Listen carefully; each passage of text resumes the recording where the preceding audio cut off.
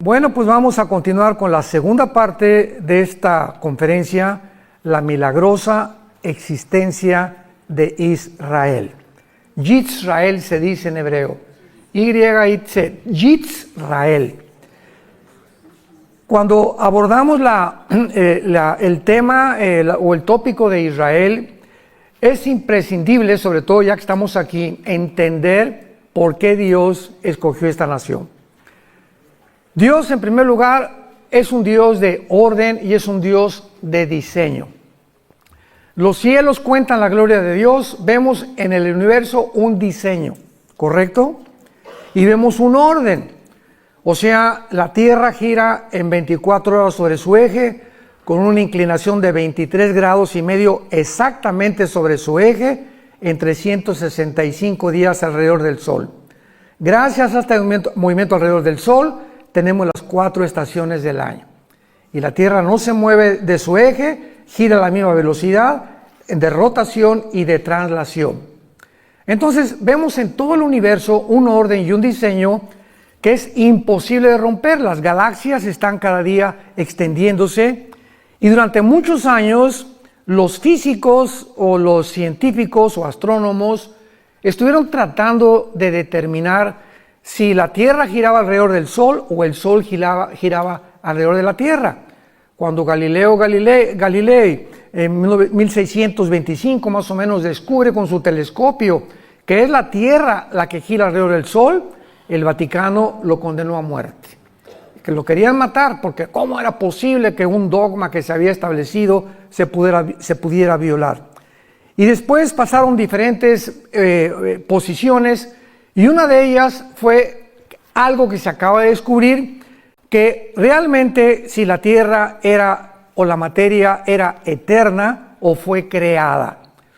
Entonces muchos astrónomos y científicos comenzaron a alegar que pues el universo realmente tenía que haber tenido un principio, y cuando comenzamos a entender la Biblia, por ejemplo en Hebreos capítulo 1 que dice, Señor, los cielos envejecerán, pero tú permaneces igual, nos muestra lo que hasta que se descubrió la primera y la segunda ley de la termodinámica, que es la ley base de todas las disciplinas científicas, porque todo se basa en la primera y la segunda ley de la termodinámica.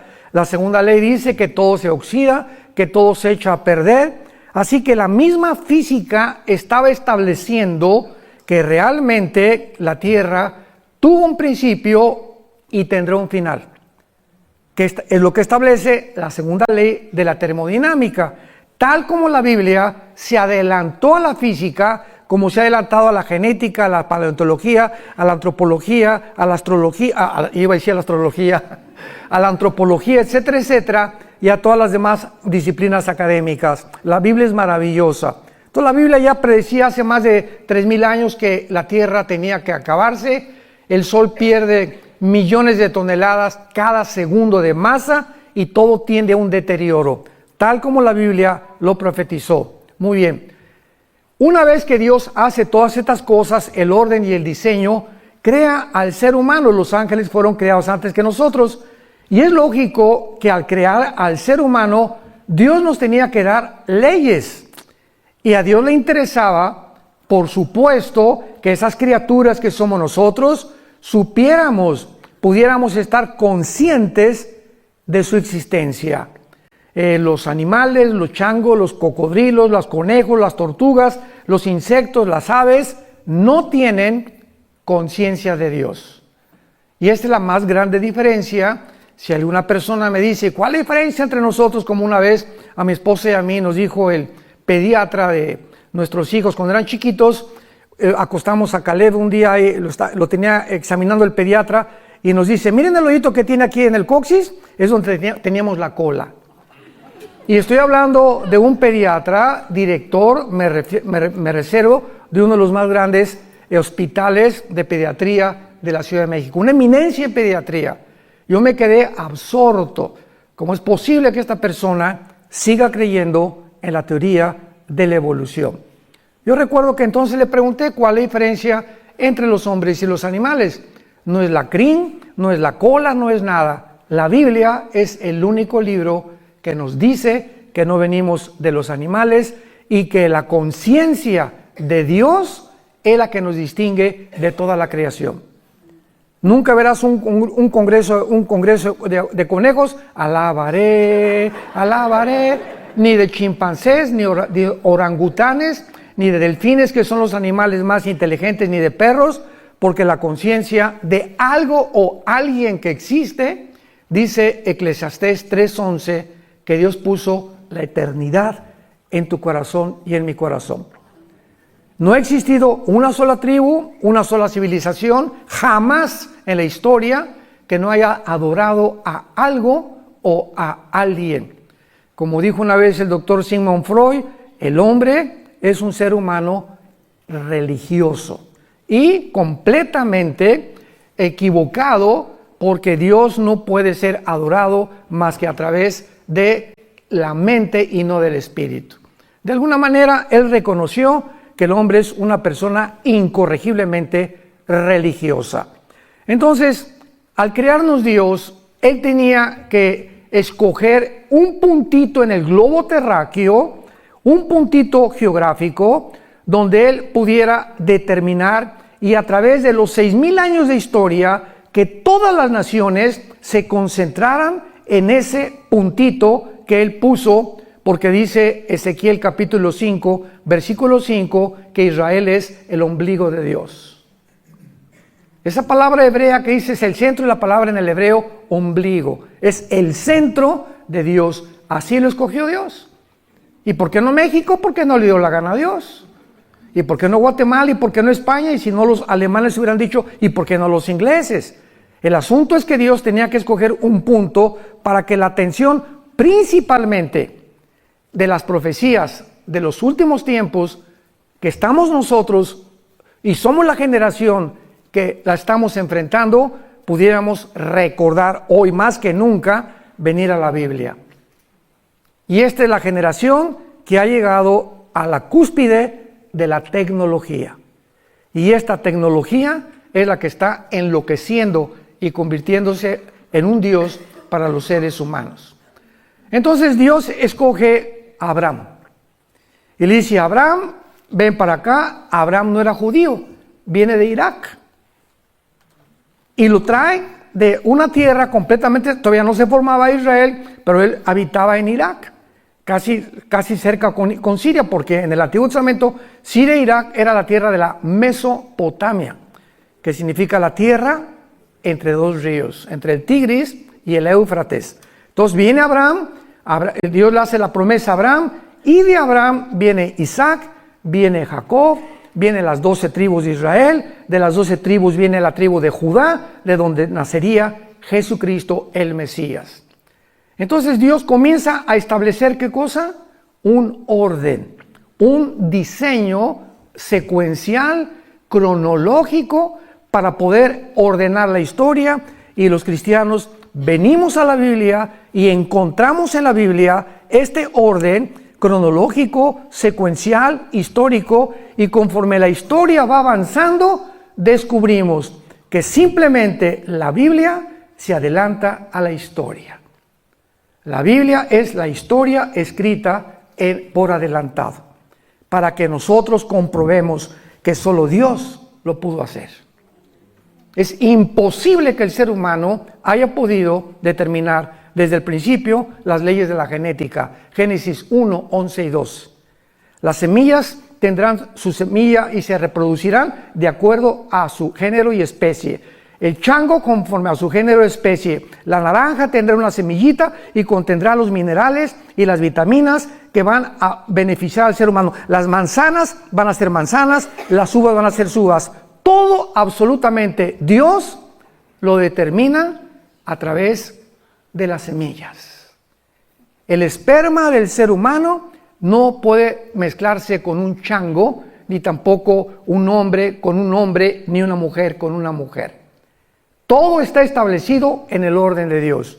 Llegamos al siglo XXI, la tecnología nos enloquece y nos atrevemos a tratar de decir que hay más de dos géneros, que ya es la locura, y es la psicopatía, como habíamos mencionado anoche. Entonces se forma la nación de Israel, y ya vimos hace 2 días para formar la primera nación monoteísta.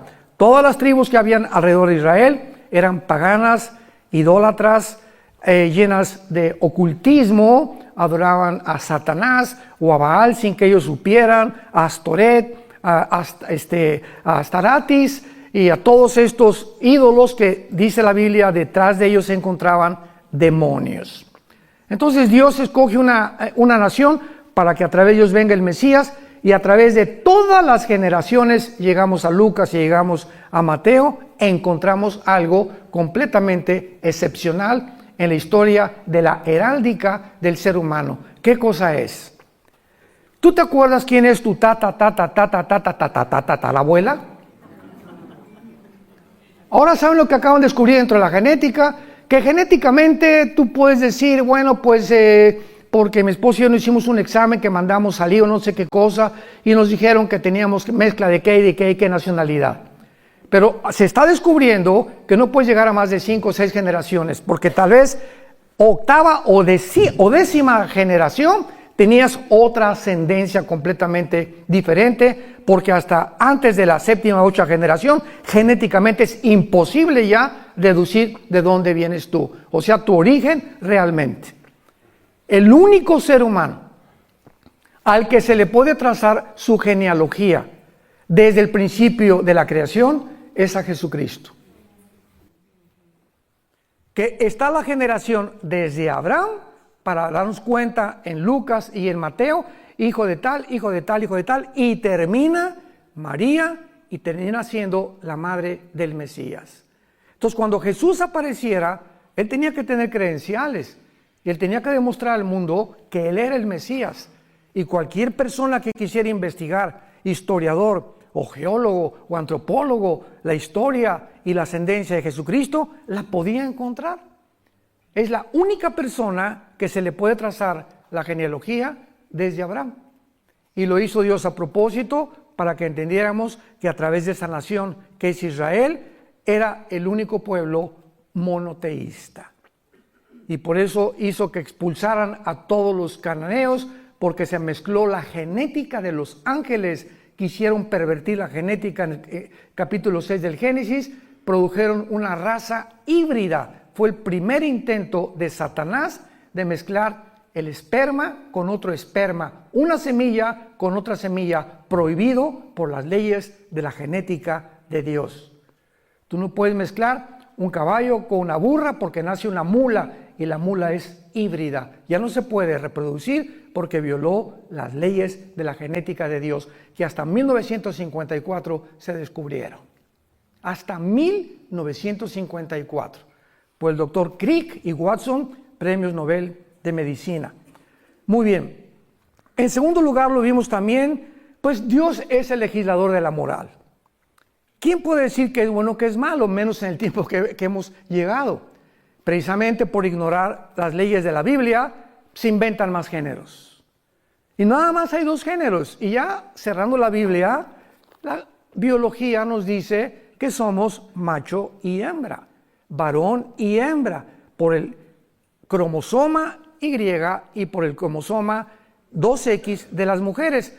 Y el momento que el esperma de mi papá fertilizó el óvulo de mamá, en el momento de la fertilización, los 23 cromosomas de mi padre y los 23 cromosomas de mi madre forman un cigote de 46 cromosomas, y en ese momento de la fertilización somos hombre o mujer. Desde la fertilización está determinado el sexo que tú y yo íbamos a hacer. Esto es impresionante. Y ya esta información del cigote, ¿verdad? Ya dice, tú vas a ser hígado, tu páncreas, tu sistema nervioso, tu corazón, tu piel. Imaginémonos el mecanismo y la inteligencia que existe dentro de una célula. Y tenemos billones de células, todos los seres humanos, conteniendo una información inteligente. Si yo voy en la playa y me encuentro un papel que dice, Chencho, te quiero, te callites y no me recogites. Bueno, este papel no lo escribieron los caracoles, ni los delfines, ni los changos, porque hay una comunicación inteligente, llámale como le quieras llamar. Pero aquí Chencho le está diciendo a su chencha que por qué se cayó, etcétera, etcétera. Esto no fue creado por las arenas de la playa. Entonces inmediatamente deduzco que esto lo escribió un ser humano. Y cuando te metes al microscopio electrónico y descubres que en cada célula de las billones que tenemos existe un código genético con información por el amor de Dios. José María y el burrito que los acompaña, como decimos. Aquí tiene que haber alguien que pudo en el input, o sea, poner dentro de las células una información. Y esa información inteligente no fue accidental, ni se formó de la noche a la mañana. Tiene que haber alguien detrás de eso. Dios entonces nos da las leyes morales. Amarás a tu mujer, no robarás, no fornicarás, no desearás lo que tu prójimo tiene, me amarás con todo mi corazón, etcétera, etcétera, los 10 mandamientos. Ahí están mis leyes morales, representan mi santidad. Yo soy un Dios santo. Si tú respetas mis mandamientos, te voy a bendecir. Y te irá bien en la vida, en todo lo que hagas. Si yo les dijera ahorita a todos ustedes, ¿quién quiere ser feliz? Solamente un loco diría, no, yo no quiero ser feliz. ¿Quién quiere tener paz? ¿Quién quiere que le vaya bien en la vida? Todo el mundo levantaría su mano. La segunda pregunta que te haría sería, ¿quieres pagar el precio? ¿Cuál es? Ser santo en toda tu manera de vivir. Y cuando hablo de la santidad, hablo del corazón, no de la boca para afuera. Porque Dios conoce las intenciones, lo que pensamos y los deseos que tenemos en el alma. Así que cuando nosotros comenzamos a entender ¿qué es el temor de Dios? El temor de Dios es la conciencia que Dios las 24 horas del día me observa.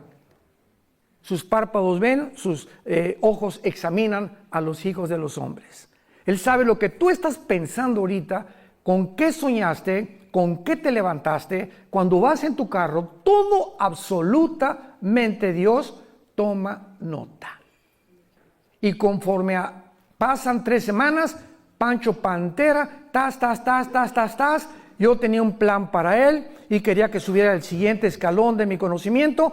Pancho Pantera se va a tener que esperar 3 meses porque lo tengo que traer primero a hacerlo entender que que sigue en desobediencia, va a seguir retrasando su desarrollo espiritual y las bendiciones que tengo para él. El pueblo judío, ¿cuántos esperó? 40 años en el desierto. 40, porque no entendieron. Geométricamente, una línea recta es un punto que te llega a otro y continúa. Un círculo en la geometría es un punto que parte y regresa al mismo lugar. ¿Qué hicieron los judíos 40 años en el desierto? Círculos. Salían y regresaban y nunca avanzaron. Siempre regresaban a lo mismo y a lo mismo, pues se quedaron muertos en el desierto. Y dice 1 Corintios 10, estas cosas sucedieron para nosotros, para que aprendamos que Dios exige, demanda la santidad. Y que seamos entendidos de cuál sea su voluntad. Y finalmente vemos en Romanos capítulo 9, versículo 4, que desde luego Israel tenía que ser la nación a través de la cual naciera el Mesías. Y como el Mesías tenía que ser varón, pues tenía que traer el cromosoma Y. ¿Me van siguiendo? No el X de las mujeres. Entonces, cuando visita el ángel Gabriel a María y le dice, vas a ser mamá, dice María, pues José y yo ni a Cancún nos hemos ido, ni la luna de miel, y me van a acusar de adúltera, y va a pagar un precio altísimo María de embarazarse sin estar casada. Y a José igual, imaginemos nada más, José amanece con la pancita, María, oye, ¿qué pasó? ¿El lechero pasó por aquí? ¿O qué fue lo que sucedió? ¿No? El ángel también le dice a José, el santo ser que va a nacer va a ser llamado Jesús, que significa, o en Yeshua en hebreo, el Salvador. Entonces, José no podía poner el cromosoma Y en el óvulo de María. José no podía fertilizar el óvulo de María porque el pecado se transmite genéticamente. ¿A través de qué? A través de la sangre. Dice la Biblia, te permito todo menos comer sangre. ¿Cuál misterio tenía la sangre? ¿Y por qué sería la sangre de Cristo la que nos limpiara? Porque la sangre representa la vida.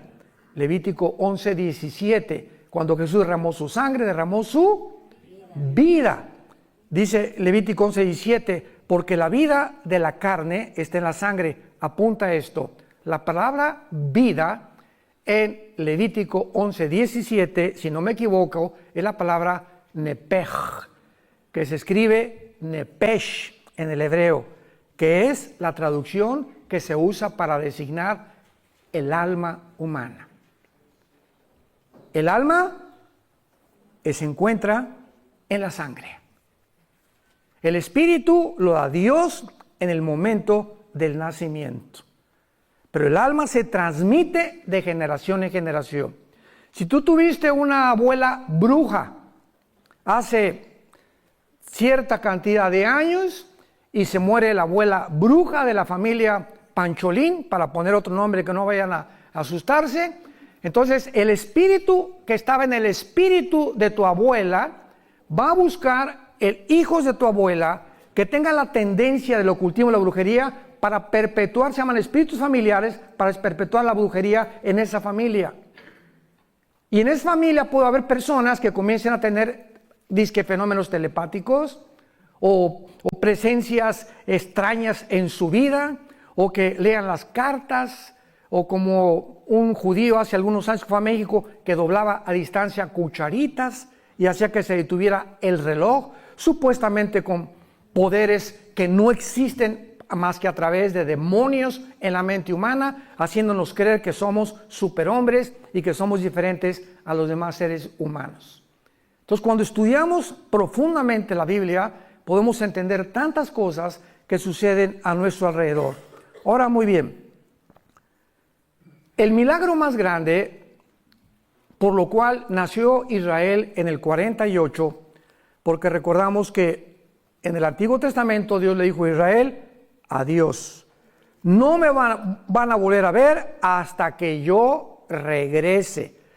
Y entre mi ida cuando ascienda al cielo, Oseas 5 y Oseas 6 del 1 al 2, me voy a ir y van a pasar 2 días, que son 2000 años, cuando ustedes, le está hablando a los judíos, me digan Baruch Hashem Adonai Elohim, bendito el que viene en el nombre del Señor. Van a pasar 2000 años, desde que yo me vaya hasta que yo regrese.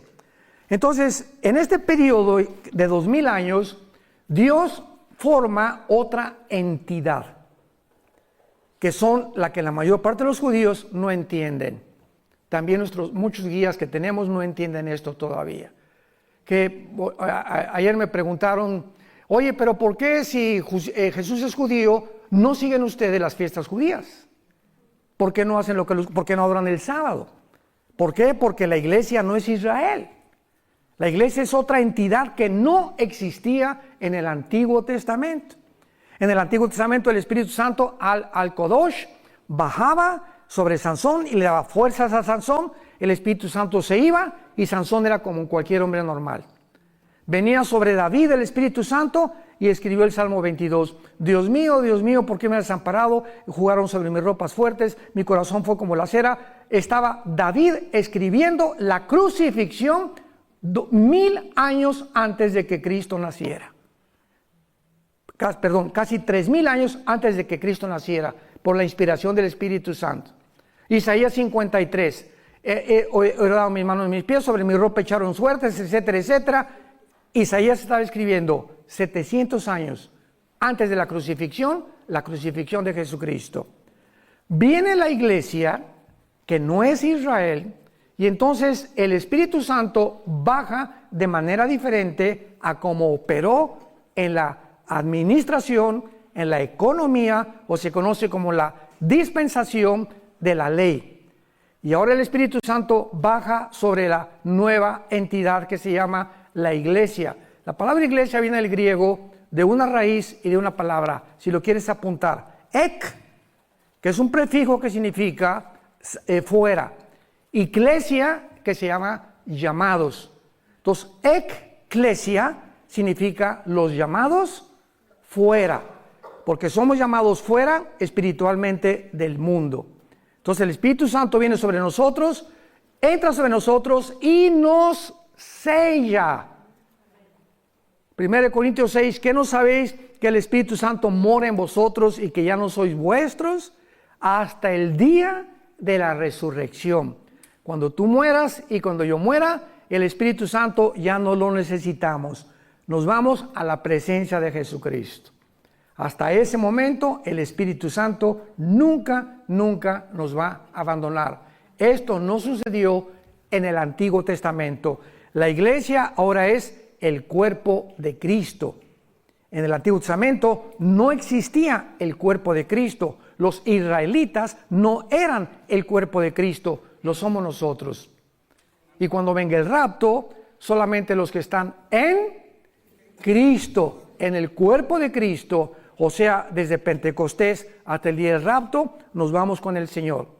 Los judíos resucitarán al final de los 7 años de la tribulación en la segunda venida de Cristo. Daniel 12, 1 y 2. Pero Dios tenía que preparar y avisarnos que ya venía. Antes que los judíos. Y se los voy a explicar. Cuando Jesús vino, preparó el Bautista su venida a través de los bautizos. Y comenzó el Bautista a gritar: arrepiéntanse y hagan frutos de arrepentimiento, porque viene alguien que no soy digno de desatar sus zapatos. Juan el Bautista era primo hermano de Jesús. Y Juan el Bautista nació 6 meses exactamente antes que su primo hermano, que Jesucristo. Isabel era parienta de María. Entonces, cuando aparece Jesucristo en el río Jordán, mañana en el río Jordán, Juan el Bautista estaba bautizándolos para arrepentimiento de pecados, preparando el camino, porque habían pasado 400 años sin palabra de Dios. De Malaquías hasta el Bautista, Dios no le había vuelto a hablar a Israel. Entonces nos imaginamos la dureza del corazón, que hasta lo rechazaron y lo crucificaron, porque en 400 años el corazón se les endureció. Tenía que el Bautista venir antes y comenzar a preparar el corazón para que cuando apareciera Jesucristo, el terreno estuviera flojo. Yo no puedo sembrar en un terreno donde está dura la tierra. Tengo que meter un azadón y rascarle para aflojar la tierra y aventar la semilla y pueda crecer. Los corazones tenían que ser rasgados por la predicación tan fuerte del Bautista: generación de víboras, y ustedes hagan frutos de arrepentimiento, y a los soldados no hurten y respeten al prójimo, etcétera, etcétera. Y se juntó toda la gente sintiendo en el espíritu que verdaderamente el Mesías estaba cerca de su venida. Entra Jesucristo y dice Juan el Bautista: ese es el Cordero de Dios. ¿Por qué dijo el Cordero de Dios? Porque el Cordero era lo que todos los judíos sacrificaron en el día de la Pascua, desde Éxodo capítulo 2. Entonces, Dios tenía que preparar a Israel, y si Dios iba a regresar con Israel, en el 48 vino la resurrección nacional. Veamos ahora rápidamente la preparación de Dios para que en el 48 no surgió accidentalmente una nación formada en un día, el 14 de mayo. Veamos cómo desde el siglo XVIII, desde el siglo XIX, comienza Dios a levantar y preparar el camino, porque Dios nunca hace nada sin antes preparar. Tú no eres ingeniero sin preparación. No eres psicólogo sin preparación. No eres Bocelli o Pavarotti. Pavarotti lo reprobó su maestro de canto porque no lo hacía, tuvo que prepararse, vocalizar 3-4 horas, un pianista 3 o 4 horas. Todos tenemos antes que ir primaria, secundaria, preparatoria, universidad, estudiar, que nos prepara para que finalmente nos entreguen un diploma o un certificado o profesional. Entonces Dios también trabaja de la misma manera. Él no puede actuar de una forma accidental. Y cuando descubrimos lo que hizo Dios antes, para que veamos cómo estos eventos de la historia no fueron accidentales, nos va a abrir los ojos para comprender la grandeza de Dios. El Éxodo fue uno de los milagros más grandes que Dios hizo en el Antiguo Testamento, porque no cabe duda que fue el milagro más portentoso de Dios en el Antiguo Testamento. Rodeados por un lado los egipcios, enfrente del mar, ahora sí que para esto nos sacaste, Moisés, estamos entre la espada y la pared, y de una forma milagrosa le dice Dios a Moisés, diles que se estén quietos, shalom, que no se muevan y que vean lo que voy a hacer. Y de repente Dios abre el mar y entra todo Israel, atraviesa el Mar Rojo, viene el faraón con los egipcios y al meterse al Mar Rojo hunde sus carrozas y mata a todo el ejército del faraón. Este milagro debía haber quedado impregnado en las mentes de las futuras generaciones de los judíos.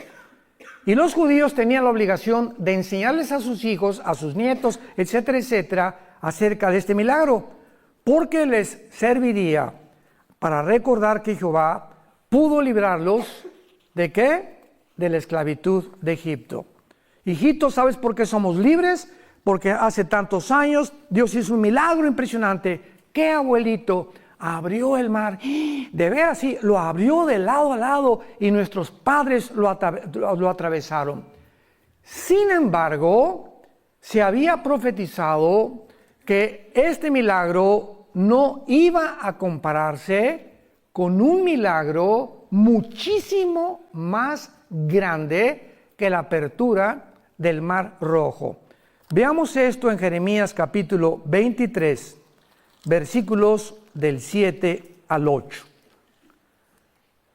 Porque para que Israel volviera a nacer, Dios tendría que seguir realizando muchos más milagros que nada más dividir el Mar Rojo. Y veamos algunos de estos milagros que Dios hizo para que Israel sobreviviera en nuestros días y la forma como Dios trabaja en la historia humana. Jeremías 23 del 7 al 8. Escuchen con mucha atención. Por tanto, dice el profeta Jeremías, vienen días, dice Jehová, en que no dirán más. Ya no van a acordarse de qué cosa. Vive Jehová que hizo subir a los hijos de Israel de la tierra de Egipto. Vendría un tiempo, dice Dios, en que ya no van a mencionar el Mar Rojo como el más grande milagro que yo realicé, sino vive Jehová que hizo subir y trajo la descendencia de la casa de Israel de tierra del norte y de todas las tierras donde yo los había echado y habitarán en su tierra. Dios profetiza que habría un milagro, el más grande que se presenció en el siglo XX, cuando Israel, después de casi 1900 de exilio en la diáspora, regresaran a su tierra. Y Dios considera el 14 de mayo de 1948 lo siguiente para nosotros la iglesia. Pasaron casi 2000 años, en 1800 vino la época de las misiones, el evangelismo, 1920, D.L. Moody, Billy Graham, otros predicadores, millones de personas fueron salvadas y la iglesia iba caminando, sí, ganamos a miles de personas, millones de personas caminando en el mundo. Israel ya, olvídate, la iglesia tomó el lugar de Israel. Se llama la teología del reemplazo, que es una herejía. Y comenzó a predicarse en las iglesias cristianas, que ya Dios se había olvidado de Israel, que la iglesia tomaba el lugar de Israel y que Dios ya no tomaba en cuenta a Israel. Y de repente, ¡boom!, volteamos los ojos. Regresaron a su tierra. ¿Cómo? Sí. ¿Qué significa esto? Que Dios no se ha olvidado de Israel. y que si está cumpliendo con aquel pueblo apóstata que lo abandonó, que lo crucificó, y regresa a Dios a decirnos, no he acabado con ustedes, a ellos los comienza a sacudir también, y la iglesia, para que abramos los ojos desde el 48 y sepamos que ha comenzado la cuenta regresiva de nosotros. Las profecías de los últimos tiempos no podían cumplirse si Israel no regresara. Si Israel no regresaba, ¿quién iba a construir el templo? La Biblia menciona que va a haber una reconstrucción del tercer templo de los judíos. Si Israel no regresaba, ¿a quién va a perseguir el anticristo? Si Israel no regresaba, ¿cómo podían cumplirse todas las profecías que Dios le hizo a Abraham, Isaac y Jacob, Jeremías, Malaquías, Zacarías, etcétera, etcétera? Entonces era necesario que Israel regresara a su tierra para que comenzaran a cumplirse las profecías de los últimos tiempos. Charit en el hebreo, los finales días o los finales tiempos, y todo el libro de Daniel. Capítulo 2, capítulo 5, capítulo 7, capítulo 8, capítulo 10, 11 y 12 de Daniel, todas las menciones que se hacen de las profecías de Daniel y las visiones de Daniel, todas se relacionan con el final de Israel en los últimos tiempos, y la señal más grande es cuando regresaron en el 48. Ahora, muy bien, ¿cómo comenzó Dios a preparar el camino para que resucitara Israel en 1948? Número 1, vean ustedes en el libro de Esdras, en el Antiguo Testamento, la forma como trabaja Dios. Vamos a comenzar desde el Antiguo Testamento, cómo Dios trabaja, para que entendamos cómo comenzó a trabajar con un judío llamado Teodoro Herzl en el año 1800. Dice Esdras capítulo 1, versículo 1. Esta revelación es increíble. En el primer año de Ciro, rey de Persia, para que se cumpliese la palabra de Jehová, para que lo que Dios dijo tenía que cumplirse, despertó Jehová el espíritu de un sacerdote, el sumo sacerdote, algún profeta. Dios tiene que trabajar a través de los gobiernos. Despierta al rey de Persia, que es actualmente Irán, porque hasta 1935 Irán se llamaba Persia y se le cambió el nombre a República de Irán.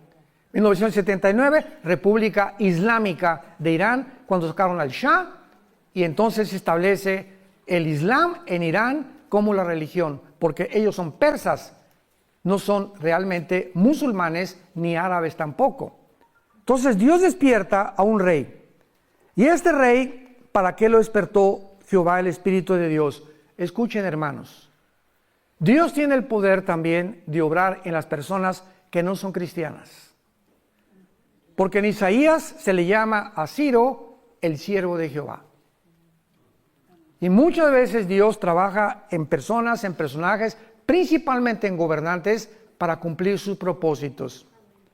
Versículo 5. Entonces se levantaron los jefes, ya vemos aquí al pueblo de Israel, se levantaron los jefes de las casas paternas de Judá y de Benjamín, y los sacerdotes y levitas, todos aquellos cuyo espíritu despertó Dios. Subrayen eso los que trajeron sus Biblias.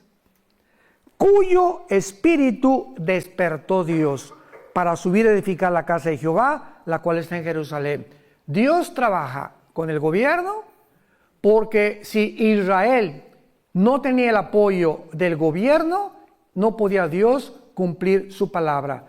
Dios tuvo que concientizar al Dios Artajerjes, Nehemías capítulo 2, para que Nehemías regresara a restaurar las murallas de Jerusalén. Cuando Nehemías se presenta ante el rey Artajerjes de Persia, le dice: Señor, ora, dame gracia ante el rey, porque si tú no me das gracia ante el rey, no se va a cumplir tu palabra. Y Dios, cuando viene Nehemías y le dice, él era el copero del rey, Y un copero es el que probaba el vino para que no envenenara al rey. Los reyes antiguamente tenían sus coperos que probaban la comida y las bebidas antes de que ellos se las comieran, para evitar que murieran intoxicados o envenenados. Y Nehemías era el copero de Artajerjes, que era la persona de más confianza del rey, y le dice: dame permiso de irme. Tenía que Dios trabajar forzosamente en el corazón del rey para que Nehemías se pudiera ir, para que se cumpliera la palabra. Dios tiene que trabajar con los gobiernos para que la iglesia o el pueblo de Israel cumpla su cometido. Por eso confiamos, y nos dice la Biblia, sometámonos a todos los gobiernos. Ya sean comunistas, ya sean dictatoriales, ya sean monarquías, ya sean socialistas, tenemos que respetar los gobiernos. Los apóstoles vivieron bajo el peor de los gobiernos, los césares romanos. No encontramos una crítica en el Nuevo Testamento, ni de Pablo, ni de Pedro, ni de Santiago, ni de ninguno contra ningún gobierno. Lo contrario, 1 Timoteo 2, del 1 al 5, oren por vuestros gobernantes. De nada sirven las manifestaciones, y esto y el otro, y déjenos, y muera, y derroquemos, y acabemos. Eso es lo que yo pensaba antes de ser cristiano, se los conté. Cuando me hice comunista y creía que una revolución social era la que iba a transformar México. Qué equivocado estaba, porque no conocía a Dios, ni a Jesús tampoco. Entonces, ¿qué fue lo que pasó? Despertó Dios la conciencia de un judío llamado Teodoro Herzl. Y vemos nosotros que en el año 1800, más o menos, me dijo Isaac, eran como el 90, bueno, entre 85 y 90, este judío lo despierta el Espíritu Santo y comienza él a soñar que Israel ya tenía que regresar a su tierra. Y a principios del siglo XX, entramos al siglo XX, no había ninguna señal que pareciera indicar que Jesús regresara. Al comenzar el siglo XX no había ninguna señal que pudiera decir: nos encontramos en los tiempos finales.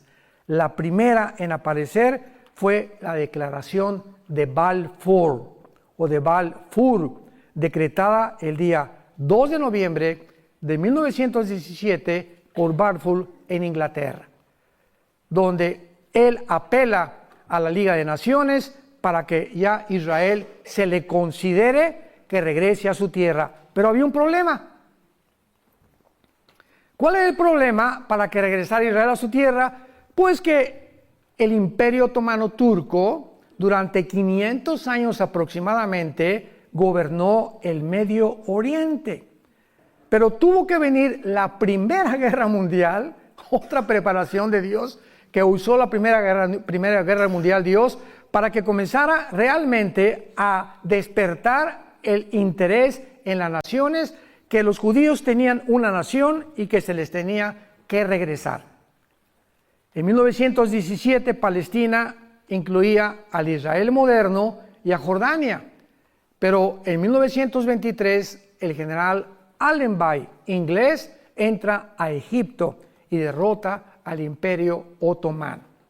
Entonces, de 1923 a 1900 aproximadamente 48, los ingleses dominaban el Medio Oriente, junto con los franceses. Y cuando llega el holocausto de los nazis, ¿qué hizo Satanás? Se acercan las profecías, porque aunque no las conoce todas, él sabe que le queda poco tiempo, dice Apocalipsis. Entonces, al ver todas estas cosas y estos puntos que Satanás, con muchísima más sabiduría que nosotros, hasta ahorita lo podemos comprender nosotros, se da cuenta que Israel está cerca de poder regresar a su tierra. Y si regresaba a su tierra, estaba marcado ya el destino de Satanás y sus ángeles caídos. ¿Y qué hace Satanás? Levanta a Adolfo Hitler. Vean ustedes, los que son historiadores y a los que les interesa la naturaleza humana, o psicólogos o psiquiatras, o como les quieras llamar. No existe ningún psicólogo, ningún psiquiatra, ningún historiador que pueda decirnos y contestar esta pregunta. Síganme con cuidado. ¿Por qué Adolfo Hitler,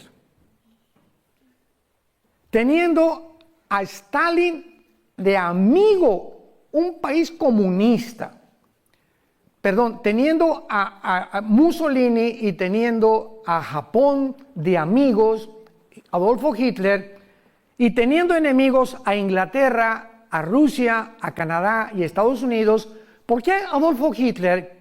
Vean qué locura. ¿Cómo es posible que sus más grandes enemigos eran Rusia, era Inglaterra, Canadá, Estados Unidos? ¿Por qué se concentra de repente en un grupito de personas étnicas llamados judíos? No tienen tierra, no tienen armas, no tienen ninguna oportunidad de sobrevivir. ¿Por qué se concentra en ellos con tanto odio? Esto nos demuestra una vez más el plan perfecto de Dios. ¿Qué hizo que Hitler le llamara la solución final? ¿Por qué torturarlos en Auschwitz y en campos de concentración a más de 6 millones? Obsesionado. Tengo que acabar con estos que se llaman judíos. ¿Quién produjo este odio jarocho? En Adolfo Hitler, claro que Satanás. Así es. ¿Y por qué Satanás produjo esto? Porque vuelvo a repetir, él sabía que si no se comenzaban a eliminar a los judíos, las profecías tenían que cumplirse. Y eliminó a 6 millones. Dios no permitió que eliminara a todos los judíos. Los judíos sobrevivieron el holocausto. Y esta fue otra de las señales que Dios mandaba al mundo. Si Hitler los hubiera exterminado, no existiría la nación de Israel. Vean cómo a través de los eventos de la historia podemos ver la mano de Dios desde arriba. Dios le ha dado libertad al ser humano, pero Dios es el que controla el destino de la historia humana. Que parecen contradicciones, ¿verdad? A pesar de que Dios nos ha dado la libertad y el libre albedrío, al mismo tiempo Dios tiene el control del final de la historia humana. Y la historia humana va a terminar exactamente como Dios lo estableció. Entonces no hay duda que los eventos de 1917 marcaron el inicio del regreso de Israel. Pero veamos algunas otras cosas más, aparte de que se previno el genocidio nazi. Cuando llegan los ingleses, todo lo que es el Medio Oriente no estaba como está ahorita. No está como está ahorita. Vean ustedes en Lucas. Esto es increíble y maravilloso. ¿De qué forma Dios comienza a organizar el Medio Oriente para que nazca Israel? Lucas 21, versículo 29 al 32. Y con esto terminamos. También les dijo una parábola. Vean con mucha atención la Biblia. Mirad la higuera y... Si leen Mateo 24, nada más dice la higuera. Pero Lucas agrega y los árboles. Y hemos hablado y nos hemos desgastado en demostrar que la higuera es Israel. Porque el día anterior Jesús maldice una higuera. Y le dice, no volverás a tener fruto. Y está maldiciendo simbólicamente a la nación de Israel. Entonces, si la higuera representa un árbol, ¿qué representan todos los árboles? Pero aquí el Espíritu Santo nos fija nuestra atención en no solamente ver la higuera, sino que dice, y todos los árboles. Cuando ya brotan, viéndolo, saben por sí mismos que el verano está cerca. Así también ustedes cuando vean estas cosas, sepan que el reino está cerca. De cierto les digo, no pasará esta generación hasta que todo esto acontezca. Los ingleses y los franceses se formó el Medio Oriente, todo junto con Israel, en menos de 15, 20 años, tal como lo conocemos actualmente para que naciera Israel. Escuchen esto ustedes, Afganistán se forma en 1919, Egipto 1922, Arabia Saudita 1932, Persia o Irán 1935. El Líbano, 1943. Siria y Jordania, 1946. Israel, 1948. En menos de 30 años, en el siglo XX, se independizan y se forman las naciones que forman actualmente el Medio Oriente y que tenían que existir para que Israel resurgiera y renaciera y resucitara, y estas naciones alrededor se convertirían en sus más acérrimos enemigos. Formaba parte del plan de Dios, porque en el 48 vienen las naciones árabes a atacarlos. Los judíos nombran a David Ben Gurión presidente de Israel, Estado soberano libre, y al otro día, el 15 de mayo, a las 6 de la mañana, los atacan los árabes. Aún con el permiso de la Liga de las Naciones, que no eran las Naciones Unidas. 1956 viene otra guerra, el 67, vamos a hablar de ello, es la guerra más milagrosa de la historia, de acuerdo al general Schwarzkopf, que fue el presidente de la cadeta de militares West Point y que fue el general de la guerra del Golfo Pérsico, que dirigió todos los ejércitos, 29 ejércitos contra Saddam Hussein para sacarlo de Kuwait. El general Schwarzkopf dice en su libro, en sus memorias: en la historia de la milicia y de las guerras nunca ha habido una guerra tan milagrosa como la guerra de 1967, la guerra de los 6 días. Y le preguntaron ¿por qué? Y contestó ahí en su libro el general Schwarzkopf, y dice así: porque los israelitas tenían 12 a la 15ª potencia de salir vivos. ¿Conocen ustedes lo que se llama la ley de las probabilidades? Aquí seremos 300 personas. Pregunta, para que podamos entender y terminamos en este momento. Si nos rodea, somos 300 personas. Si nos rodea un ejército de 5,000 soldados, con metralladoras, y tenemos nosotros 20 rifles. Dentro de las leyes de las probabilidades, ¿cuántas tendríamos de salir vivos? Ninguna. Son las mismas probabilidades que en junio de 1967 los rodearon 22 millones de árabes a los judíos, dirigidos por el presidente Nasser de Egipto. Se comunicó con el presidente de Líbano, de Siria e Irak. Al final el rey Hussein lo engañaron que iban ganando, y se involucra Jordania también, 5 naciones árabes, sobrepasando de una forma espectacular a los judíos. Los judíos en 6 días toman los aviones. Hasta ahorita son los mejores pilotos del mundo. Y el primer día se van sobre Egipto a las 5:30 de la mañana, cuando estaban dormiditos, y en 1 hora barrieron toda la aviación de Egipto. Se fueron con Siria, barrieron todos los aeropuertos de Siria. Se fueron contra el Líbano. El 4.º día no había aviación de los enemigos. ¿Por qué? Porque desde el aire se pelean las batallas con la oración. Esto todo es un símbolo increíble del cristianismo. Y ya que habían acabado desde el aire con todos los aviones, se subieron a los tanques de guerra. Y era una desarticulación de todos los ejércitos, que en 6 días a 22 millones, casi de 5 naciones árabes, las vencieron. ¿Saben por qué ganaron en 6 días? Porque el 7º tenían que descansar. Hasta con eso, no, esto es increíble. Cuando uno se traslada y uno comienza a ver, como ahorita estamos en Israel y vemos todas las maravillas y no comprendemos su historia, no nos podemos maravillar tanto como en estas noches. Mañana nos vamos a maravillar más, porque estamos descubriendo que Dios demuestra a través de la nación que Él existe. ¿Por qué escogió Dios Israel? Porque es la evidencia más grande de la historia de la existencia del Dios Todopoderoso que tú y yo servimos a través de su Hijo Jesucristo. Amén. Te damos gracias, Señor, por tu palabra en esta noche.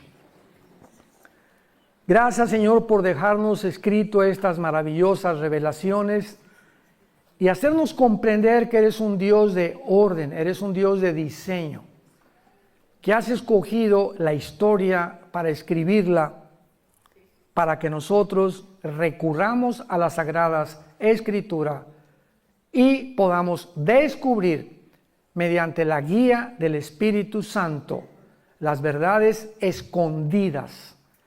Porque tu palabra dice en Colosenses 2 que en Cristo están escondidos todos todos los tesoros de la sabiduría y del conocimiento. Y si tenemos a Cristo entre nosotros, su sabiduría y este conocimiento, Él quiere cada día impartirnos más y más y más. Porque el camino del justo es como la aurora, que va en aumento hasta que el día es perfecto. Pero muchos pueden detener este crecimiento y esta madurez por pecados no confesados. Por creer que el mundo nos puede ofrecer cosas más bellas y con mejores valores que la palabra de Dios. Como dice Salomón en el capítulo 3 de Proverbios, adquieran sabiduría e inteligencia porque vale más que los diamantes, que las joyas, que las perlas, porque los diamantes compran realmente las cosas materiales, pero la sabiduría te hace vivir en bienestar con tu esposa, con tus hijos, y la sabiduría te va a enseñar a qué cosas en la vida debes dedicar tu existencia. Gracias, Padre, por tu palabra y por la sabiduría dentro de nosotros, inexplotada, que todavía permanece. Jesús esperando revelarnos a través de nuestra consagración cada día más y más para su gloria eterna. En el nombre de Jesús. Amén.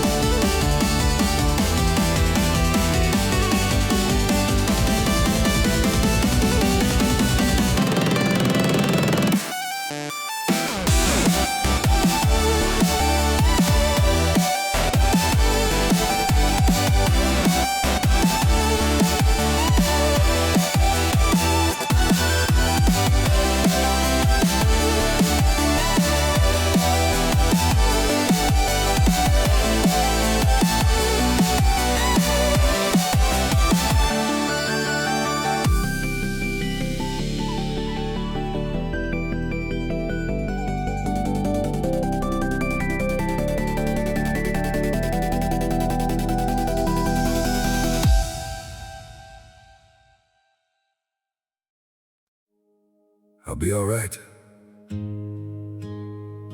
You don't have to stay. If you've already chosen, I won't stand in your way. I can feel it in your distance, in the way you barely speak, like your heart is somewhere else now, somewhere I can't reach. I was trying just to hold us while you slowly slipped away. Now I'm left with all the silence you didn't want to say. Maybe I just held on to something already gone. I'll be fine, you can leave. You don't owe me anything. If your heart has found a way out of what we used to be, I'll be fine, don't look back. I'll survive this empty space. Not tonight, maybe not soon, but I'll learn to be okay. We don't need to fake the feeling, I can see it in your eyes. There's no reason left for staying when the love already died. Through the quiet in your voice, I can hear your choice. I'll be fine, you can leave. You don't owe me anything. If your heart has found a way out of what we used to be, I'll be fine, don't look back. I'll survive this empty space. Not tonight, maybe not soon, but I'll learn to be okay. I don't need a reason why, I can see it in goodbye. And it breaks me, yeah, it does, but I won't ask you to stay. I'll be fine, you can leave. You don't owe me anything. If your heart has found a way out of what we used to be, I'll be fine, don't look back. I'll survive this empty space. Not tonight, maybe not soon, but I'll learn to be okay.